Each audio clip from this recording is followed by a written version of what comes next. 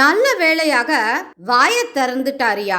கார்த்திக செல்வனை விட பக்குவமான ஒரு கண்டனம். தமிழ் சினிமாக்களில் பெரிய அடிதடி சண்டை நடந்து முடிந்த பிறகு கிளைமேக்ஸில் கரெக்டாக போலீஸ் வருவது போல காட்டுவாங்க. அவங்களாவது கிளைமேக்ஸ்ல டயத்துக்கு கரெக்டா வந்துடுவாங்க.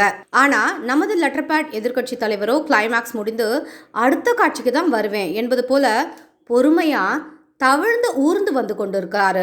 கிளாம்பாக்கம் பேருந்து நிலையம் அவசர கதியாக திறக்கப்பட்ட போது அதை எதிர்த்து களத்தில் முதல் குரலாக ஒலித்தது பாஜகவின் சிம்ம குரல். திமுக அரசு ஸ்டிக்கர் ஒட்டிக் கொள்வதற்காக எடுத்தோம் கவிழ்த்தோம் என்ற நிலையில் இந்த பேருந்து நிலையத்தை திறக்கிறது என்று அண்ணாமலை கடுமையா விமர்சிச்சுட்டு இருந்தாரு. ஆனா களத்துல திமுகவுக்கு எதிராக பாஜக செய்யும் போராட்டங்களை கடைசி நேரத்தில் தங்களுக்கு சாதகமாக மாற்றிக்கொள்ளலாம் என்று கணக்கு போட்டிருக்காங்க பங்காளி கட்சியினர். ஆனா ஒவ்வொரு நாளும் உண்மையான எதிர்கட்சியாக பாஜக மட்டும்தான் செயல்படுது. இந்த ஓட்ட பந்தயத்துல ஓடுபவர்களுக்கு தான் வெற்றி. தவழ்ந்து வருபவர்களை மக்கள் கண்டிப்பாக நிராகரிப்பார்கள் என்பதை பங்காளி கட்சியினர் ஒரு வழியாக புரிந்து கொண்டாங்க. தை மாதத்திற்கு முன்பே திறக்கப்பட்ட கேளம்பாக்கம் பேருந்து நிலையத்திற்கு எதிராக தை மாதம் முடியும் தருவாயில் ஒரு அறிக்கை வெளியிட்டு இருக்காங்க. இவரும் கிட்டத்தட்ட 5 வருடம் ஆட்சியில் இருந்தாரே. அப்போது மக்களுக்கு செய்த எதையாவது ஒரு நல்லதை சொல்லி அதுல குறிப்பிடுவாரு என்று பார்த்தால் பழைய தலைவர்களின் புகழ்பாடுதல் மட்டும்தான் அதுல இருக்கு. சரி, இந்த பேருந்து நிலைய திட்டத்தை நான் தான் அடிக்கல் நாட்டி துவங்கி வைத்தேன் என்று மார்த்தட்டி கொள்வார் என்று எதிர்பார்த்தோம்.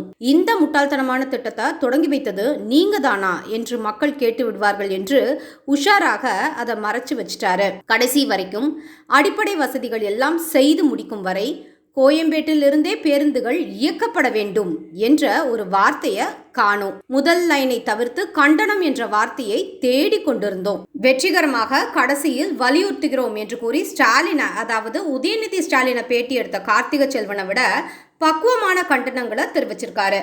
நல்ல வேளை இப்பவாது கண்டனத்தை தெரிவிச்சாரே. பொறுமையா 2026 தேர்தல் பிரச்சாரத்தில் தெரிவித்துக் கொள்ளலாம் என்று கடந்து போகாமல் விட்டாரே என்று நிம்மதி அடைந்து கொள்ள வேண்டியதாக போய்விட்டது. என்னதான் செய்றாங்களோ.